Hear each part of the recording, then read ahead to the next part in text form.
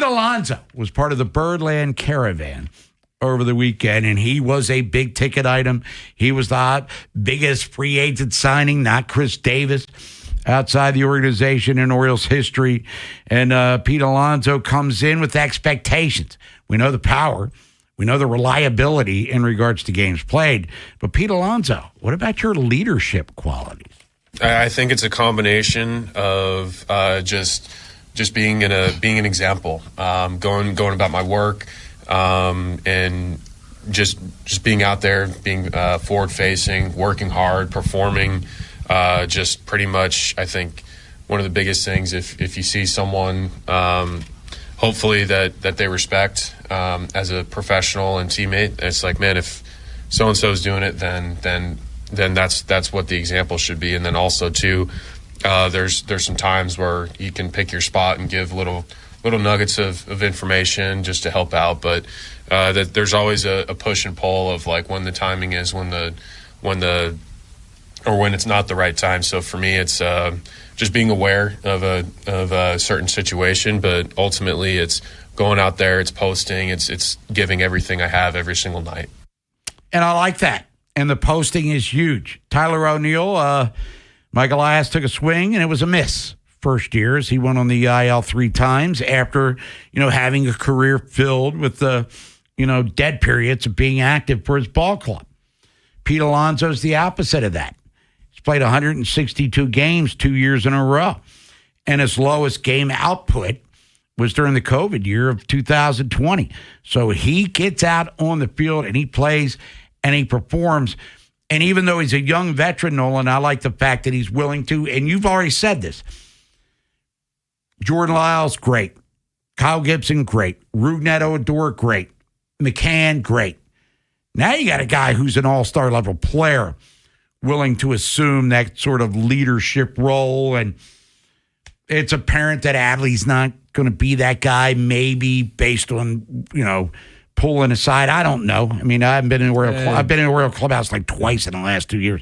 But Gunnar, seems like they're all, they're highly regarded prospects who have had a ton of success.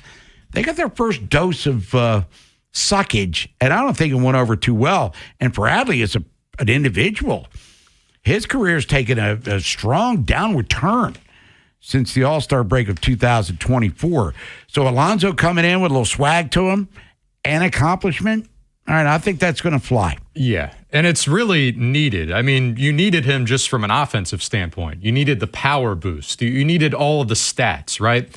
But then that leadership ability, I think that's what sets it over the top, because in the case of a Henderson and an Adley, I mean, we're 4 years into this with those guys. 2 different careers, but I think that's more than enough time to go from the prospect to established major leaguer to leader of the clubhouse. And both of those guys fit that bill for different reasons. Adley being, the face of the rebuild, the 1-1 pick, the first guy to come up and have that instant success. Gunnar, pretty fast track to the majors as well. Even more offensive success out of him. Both of those guys could have stepped up at any point in the last 4 years, particularly the last 2 when the going got a little tough, and made themselves that leader. And it just didn't happen. So I'm left with no choice but to seek outside the organization for that kind of role, because you can downplay it. You can say that it's kind of a secondary thing. If you've got a good unified manager voice, if the players are all pulling in the same direction, it shouldn't matter. And in theory, you're not wrong. But I still think you need that one singular voice when things do start getting tough, like they did early last year, to get yourself out of that tailspin. Anything you can do. And Alonso, is he the first veteran presence in the clubhouse these past couple of years? Like you said, no, but all those guys were rentals. And when they come in, you take their advice. You're happy they're there. Good clubhouse guys. But the rest of the team knows the reality. They're there for 1 year, maybe 2, maybe. And then it's going to be a new veteran face in there. Alonso's here for the long haul. He's here for 5 years. And I think by the end of the season, it'll be no question that the Orioles clubhouse will be regarded as Alonso's clubhouse. No one else. And it won't even be, well, it's sort of Alonso, but he's kind of warming up. I think by the end of the season, it'll be no doubt about it. He's that one singular voice it's his clubhouse, no doubt about it. And it kind of sounds like he has taken the bull by the horns already before they've even hit Sarasota. And you mentioned a good point too, Nolan. The production is huge. The Orioles had among the worst, if not the worst, production offensively from first baseman in Major League Baseball last year, with homers and ribbies and just being clutch. He answers all those questions in one guy.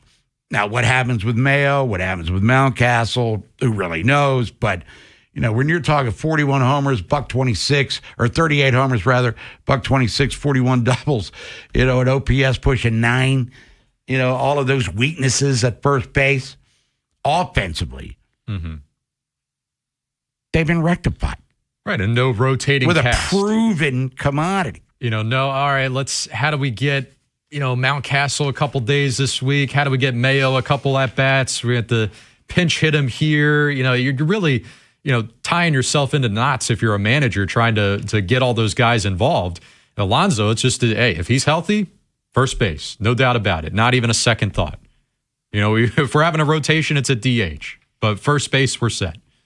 162 games, 2 years in a row, says that he literally plays every day. Let's get back to the phones.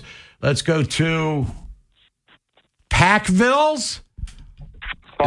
Josh. Parkville? Yes, sir. What's up, Josh? Hey, I just wanted to give a grade on the Orioles all season so far, and I would probably give it about a B+. And the only reason why I wouldn't give it an A just yet is, I think we learned a lot from last year with the injuries to the pitching staff, and I think we just need one more pitcher. Obviously, Framber Valdez would be nice in there. And just the bullpen, I think, is really lacking a left-on-left type of guy. Looking at Keegan Aiken's splits he's had last year, he did really well against righties, but lefties, he struggled really mightily. And I think that we just need another lockdown. I know lockdown's going to be hard to find in a bullpen guy, at least at a cheap rate, but I think bullpen is definitely something that kind of concerns me because I know Cade Stroud flashed a little bit. Rico Garcia had that really cool moment in Boston last year with the bases loaded and he got all of them out. But I think the bullpen needs to be addressed a little bit more. And if we get that and another pitcher by spring training or even during spring training, I think it could be easily an A+ all season so far. All right, Josh, thanks for the call. Good points, too. I mean, you got Dietrich Enns, who impressed to some level. Wolfram throws 100 miles an hour with some levels of inconsistency. But does this go to add another? I think Kate Povich is on the outside looking into the rotation anyway. But if you add a Valdez or whoever it is, does he have the stuff to be that? I mean, Brian Mattis reinvented himself, rest in peace, to be that guy. Could Kate Povich possibly do the same? Yeah, I mean, I know he just mentioned Aiken's splits, but to me, I'd still ideally have him as my later inning lefty, would be Aiken. I know he served multiple inning duty in the past, and he's pretty good at that. But to me, that would be more natural for a Cade Povich, but that's it. It varies. Like you find yourself on a random Wednesday in July, and you need multiple innings from a guy, but you need the 7th and 8th. Whereas if I'm thinking multiple innings, it's probably because the shorter went way too short, or the starter went way too short. Excuse me. You call him the shorter because he's going so short. Right. He's only going 3 or 4. I need these multiple innings just to get to where I'd normally be coming out of the pen. It varies so much. I'm all on board with adding bullpen, like multiple bullpen arms at this point, because I'm intrigued by Enns, intrigued by Wolfram, Stroud, these names, Rico Garcia. But is it real, right? Was what we saw in flashes in the second half of last year, is that real, or was that just kind of all the pieces coming together at that moment? I'm seeking more of an established, I'm looking for someone with more of a track record. I'm on board with a Danny Coulomb reunion they talked about with Rock yesterday. Sign me up for that. Seeing up Perez, I saw a video of him warming up, throwing 100 miles an hour. No, there's a reunion. No, we're talking, we want someone real. That's what they said.